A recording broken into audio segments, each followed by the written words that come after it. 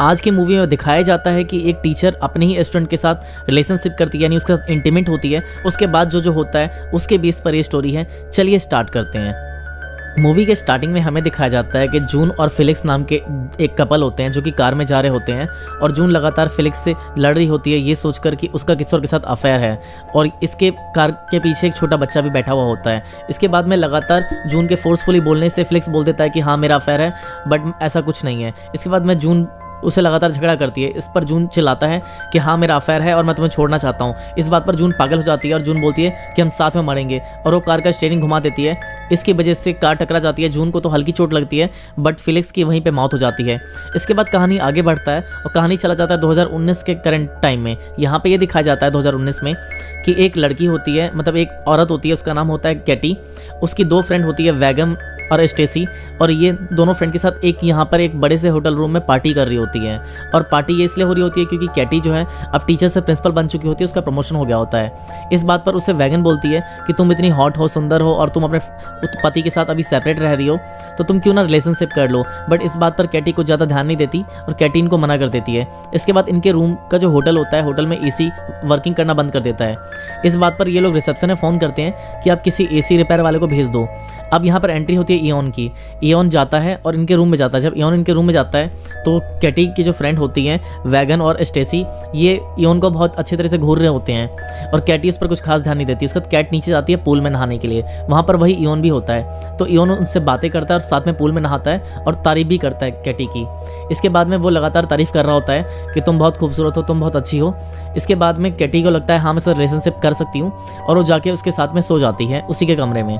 इसके बाद में जब सोती है तो अगले मॉर्निंग में देखती है कि जो इयोन होता है, इयोन इसके लिए एक लेटर छोड़ गया होता है। उस लेटर में गुड बाय लिखा होता है और साथ में एक रोज़ होता है। और इयोन जब सेक्स कर रहा था उस समय में उसने वीडियो भी बना लिया था, और ये बात कैटी को पता नहीं था। इसके बाद में हमें नेक्स्ट सीन में दिखाया जाता है कि वो लोग जब होटल को चेकआउट करते हैं तो होटल का मैनेजर उन्हें आई एम सॉरी बोलता है।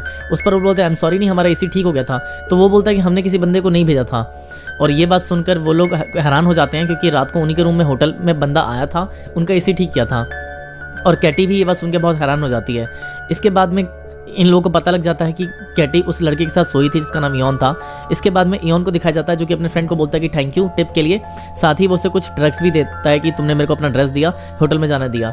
इसके बाद में ये दिखाया जाता है कि जो इयोन होता है, इयोन अपने घर जाता है, और इयोन के जो फादर होते हैं वो ड्रग्स का ही काम करते हैं, ड्रग्स स्मगलिंग का काम करते हैं। इसके बाद में इयोन अपनी कार में जाता है और उसी औरत की फ़ोटो निकालता है जिसके साथ वो रात में सोया था, और यानी कि इयोन को पहले से पता था कि उसे किसको टारगेट करना है। इसके बाद में दिखाया जाता है कि जो कैटी होती है वो अपने हस्बैंड के साथ कुछ टाइम से सेपरेट हो रही होती है, और उसकी एक बेटी होती है जिसका नाम होता है ब्रैड। और ये जो बेटी होती है इसका पहला दिन होता है स्कूल के लिए, और ये काफ़ी नर्वस होती है। इधर इयोन को दिखाया जाता है जो कि अपने घर पहुँचता है।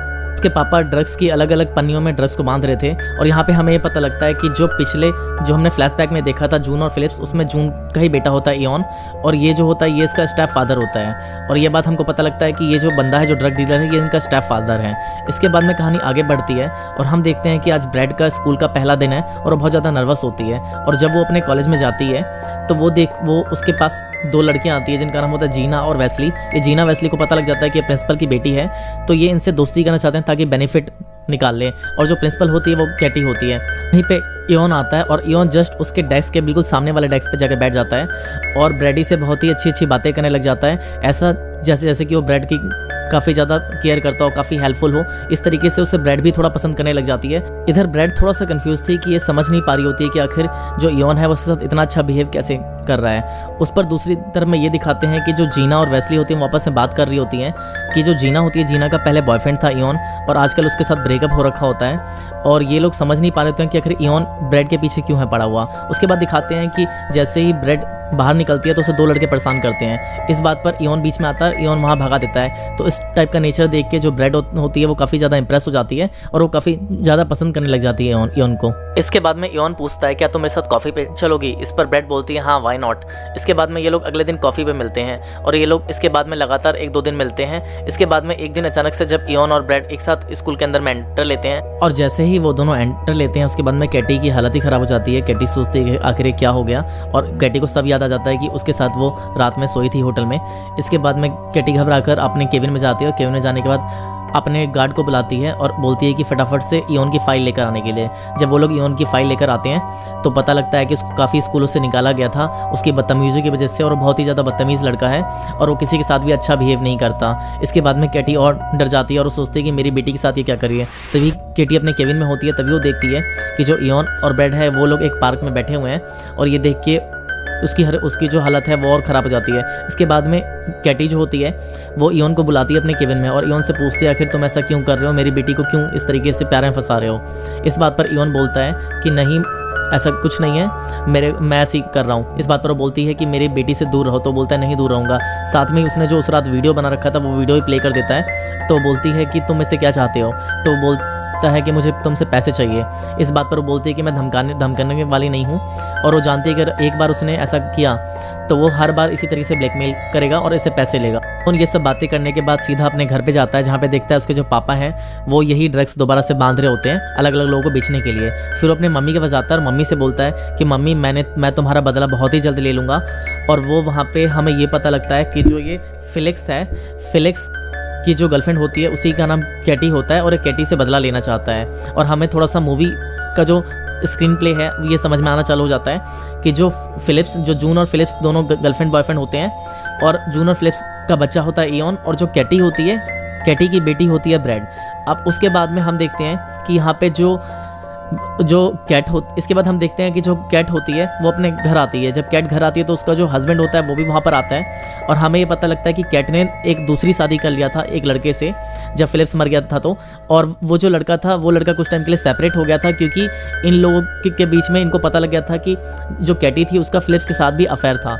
इसके बाद में ये दोबारा से घर आता है और ये अपनी बेटी को बोलता है कि चलो मैं तुम्हें डिनर पे ले जाता हूँ। में ब्रैड अपने ही फादर के साथ डिनर करने के लिए निकल जाती है, और जब वो निकलती है तो उसी का पीछा इयोन करता है, और इयोन उसी रेस्टोरेंट में जाता है और अचानक से ब्रैड को दिख जाता है। उसके बाद में ब्रैड उसे अकेले में ले जाता है, उससे कुछ बातें करता है कि मैं तुम्हें पसंद करता हूँ, लाइक करता हूँ, ऐसा करता है। उसके बाद में जब ब्रैड और उसके फादर घर आते हैं तो कैटी को ये पता लगता है कि ब्रैड उससे मिला था और ब्रैड जो है रेस्टोरेंट में मिला था। इस बात पर बहुत ज़्यादा परेशान हो जाती है। वो अपनी जो बेस्ट फ्रेंड होती है उसको बुलाती है और उससे कुछ डिस्कस करती है, और ये लोग प्लान बनाते हैं कि किस तरीके से इयोन को स्कूल से निकाला जाए ताकि ये मेरी बेटी का पीछा छोड़ दे।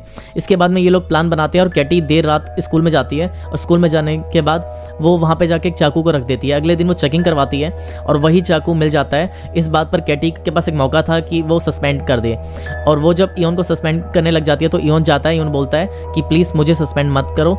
इस बात पर कैटी उसकी एक नहीं सुनती और इयोन को वहाँ से भगा दिया जाता है। इसके बाद में इयोन गुस्से में आके अपने घर आता है तो देखता है कि इसके पापा ड्रग्स का काम कर रहे थे, और वो सारा का सारा गुस्सा अपने पापा को निकालता है, उसको बहुत पीटता है। इधर जो उसकी पुरानी वाली एक्स गर्लफ्रेंड होती है जूना, वो आती है, वो बोलती है कि मैं तुमसे बहुत प्यार करती हूँ, और तभी उसके पापा चिल्लाते हैं। इस बात पर जूना को धमकाता है, बोलता तुम यहाँ से निकल जाओ जल्दी।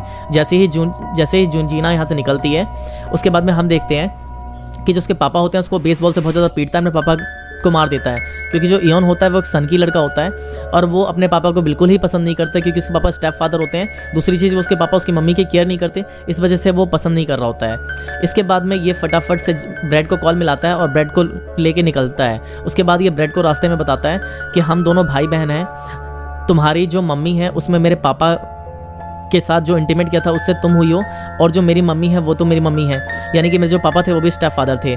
इसके बाद में जो ब्रैड थी वो बहुत ज़्यादा डरती है, और उसका प्लान ये था कि वो कैट को फ़ोन मिलाएगा। कैट को फ़ोन मिला के बोलता है कि तुम्हारी बेटी मेरे कब्जे में, मुझे पैसा चाहिए।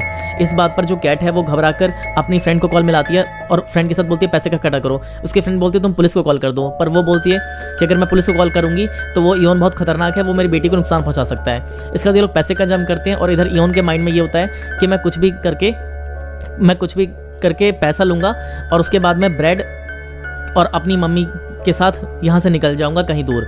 और ये इनकी प्लानिंग होती है, बट ब्रैड को ये प्लानिंग कुछ ज़्यादा पसंद नहीं आती। इसके बाद में ब्रैड उसे बताता है कि तुम्हारी मम्मी बहुत ही अलग टाइप की है, वो प्रोस्टिट्यूट टाइप की है, वो हर एक के साथ सोती है, वो मेरे साथ भी सोई है। इस बात पर ब्रैड बिल्कुल भी। इसके बाद में जो कैटी होती है वो आती है वहाँ पर और पैसे का बैग लेके। उसके बाद वो इयोन को एक बार एक्सप्लेन करने की कोशिश करती है कि एक्चुअल में उस टाइम में हुआ क्या था। उस टाइम में जून और फिलिक्स जो थे उनके रिलेशनशिप अच्छे नहीं चल रहे थे। साथ ही जो कैटी होती है उसका जो हस्बैंड होता है उसके साथ भी उसका रिलेशनशिप अच्छा नहीं चल रहा होता है। इस बात पर जून और फिलिक्स आपस में छोड़ने वाले ही होते हैं, और जो ये दोनों होते हैं ये भी छोड़ने वाले होते हैं। पर जो जून होती है, जून बहुत ज़्यादा सनकी होती है, साइको होती है। इसी की वजह से ये सारी प्रॉब्लम थी, और ये सारा कुछ एक्सीडेंटली हुआ, इसलिए कर दो। और ये सब बातें सुन के इयोन बोलता है कि नहीं, मैं तुम्हारी एक नहीं सुनने वाला। साथ ही जो कैटी होती है वो ये भी कबूल करती है कि ये इयोन के साथ सोई है। इसके बाद में ब्रैड को बहुत बुरा लगता है, बट ये बोलती है कि इतना सब कुछ होने के बाद मैंने तुम्हें मिसकरेज नहीं किया, मैं तुम्हें इस दुनिया में लाई, अच्छी ज़िंदगी दी। ये सब बात सुन के जो ब्रैडी होती है वो इमोशनल हो जाती है। इसके बाद में जो कैटी होती है वो इयोन को लेकर बिल्डिंग से कूद जाती है। इसमें इयोन की मौत हो जाती है, बट जो कैटी होती है उसको चोट लगती है। कैटी एम्बुलेंस में जा रही होती है और ब्रैडी को बोलती है कि प्लीज़ मुझे माफ़ कर देना। इसके बाद में मूवी यहाँ पे ख़त्म हो जाती है और ब्रैडी भी इसको माफ़ कर देती है। और मैं आपको इस स्टोरी में एक एक्सप्लेनेशन देना चाहूँगा कि कई बार हमारे जो हालात होते हैं वो कुछ ऐसे हो जाते हैं कि हम गलत काम चाह के भी नहीं रोक सकते हैं, और कई बार लोगों को मिसअंडरस्टैंडिंग होने की वजह से ये चीज़ें काफ़ी ज़्यादा बढ़ जाती है। तो आपको मैं स्टोरी में एक्सप्लेन यही करूँगा कि ये जो मूवी है, ये मूवी हमें ये बताती है कि हमारे हालात हमसे कई बार गलत काम कराते हैं, हम एक्चुअल में गलत नहीं होते। और गलत इंसान होने में और गलत इंसान के काम करने में दो ही चीज़ों का फ़र्क होता है। तो यही चीज़ें हमें मूवी एक्सप्लेन करती है। मैं उम्मीद करता हूँ आपको मूवी पसंद आई होगी। Thank you so much. और कमेंट सेक्शन में मुझे लिख के बताएं कि आपको मूवी का कौन सा पार्ट अच्छा लगा। Thank you so much.